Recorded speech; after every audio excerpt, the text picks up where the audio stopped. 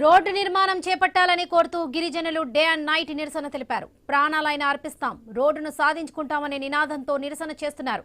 కాకినాడ జిల్లా ఏలేశ్వరం మండలంలోని రమణయ్యపేట నుంచి గొంతువానిపాలెం వరకు రోడ్డు నిర్మించాలని డిమాండ్ చేస్తున్నారు. రాత్రి సమయంలోనూ నిరసన కొనసాగించారు. రోడ్డు సమస్య పరిష్కరించాలని గిరిజనులు కోరుతున్నారు.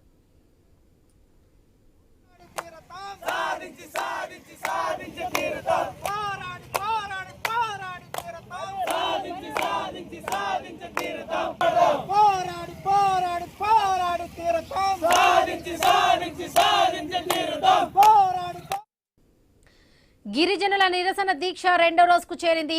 ఈ రహదారి 370 గిరిజన గ్రామాలకు నరకం చూపిస్తుందని తమ ఆవేదన వ్యక్తం చేస్తున్నారు. ఆసుపత్రికి వెళ్లే గర్భిణీలు అవస్థలు పడుతున్నారని తెలిపారు.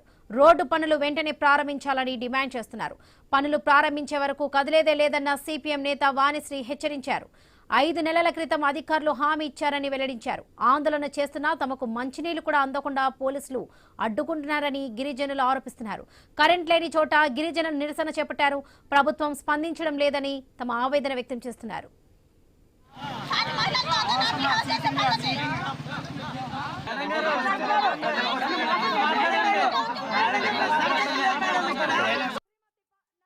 ఈరోజు కూడా పోలీసు వారు ఎక్కడికెక్కడికి చెక్ పోస్టులు పెట్టి ఈరోజు కూడా ఈ ప్రాంతానికి రాకుండా ఆపుతూ ఉన్నారు.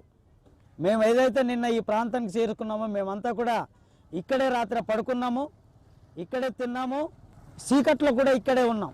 అంటే ఇక్కడ చీకట్లో కరెంటు లేని ప్లేస్లో మేము చీకట్లో ఉన్నామంటే మా సమస్య ఎంత అనేది కూడా అర్థం చేసుకోవాలి.